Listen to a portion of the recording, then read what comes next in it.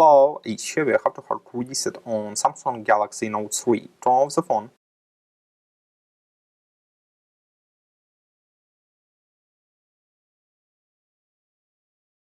Next, press and hold the power button, volume up key and home button for a few seconds.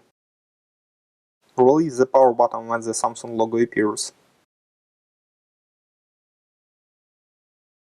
Now use volume key and power button to select factory reset, then choose yes.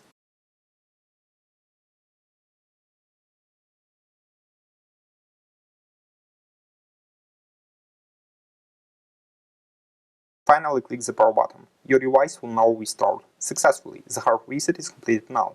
Subscribe to our YouTube channel and rate the video.